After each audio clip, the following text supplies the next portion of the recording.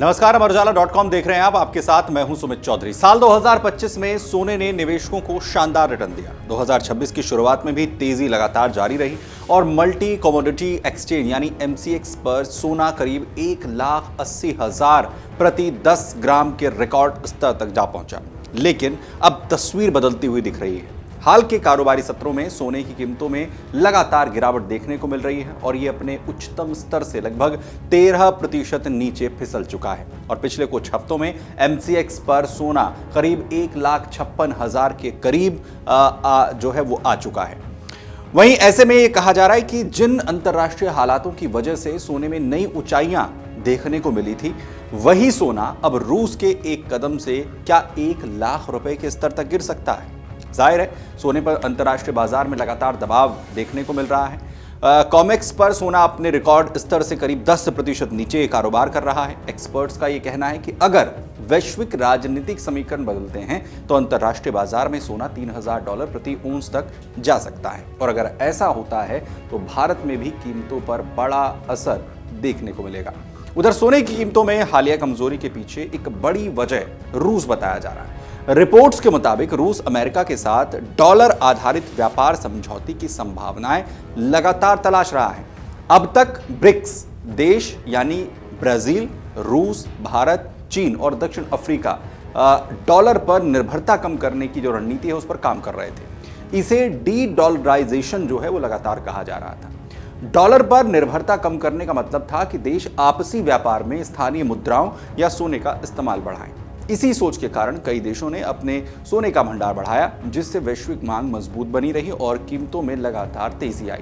लेकिन अगर रूस अमेरिका के साथ फिर से डॉलर आधारित व्यापार की ओर बढ़ता है तो ये रणनीति कमजोर पड़ सकती है। इससे सोने की मांग पर असर पड़ सकता है और कीमतों में दबाव बढ़ सकता है।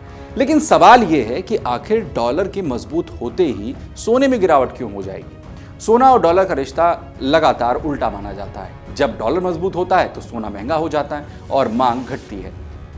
अभी अमेरिका में महंगाई के आंकड़े अपेक्षा से ज्यादा मजबूत आए हैं। इसका मतलब यह है कि अमेरिकी फेडरल रिजर्व जल्द ब्याज दरों में कटौती नहीं कर सकता। अगर ब्याज दरें ऊंची रहती हैं तो डॉलर मजबूत रहेगा।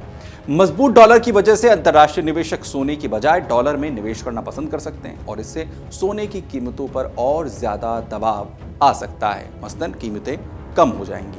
लेकिन सबसे बड़ा सवाल यह है कि क्या ये कीमतें घटकर 1,00,000 रुपए तक भी पहुंच सकती हैं। दरअसल अंतर्राष्ट्रीय बाजार में सोना $3,000 प्रति औंस तक गिरने के पीछे रूस के जिस कदम का जिक्र किया जा रहा है, उसके साथ जहां रूस अमेरिका के बीच मजबूत डॉलर आधारित समझौता है, जिसकी वजह से यह कहा जा रहा है कि अगर यह समझौता रूस और अमेरिका के बीच होता है तो एक बड़ा असर सोने की कीमतों पर देखने को मिलेगा और भारतीय बाजार में भी एक बड़ी गिरावट संभव है।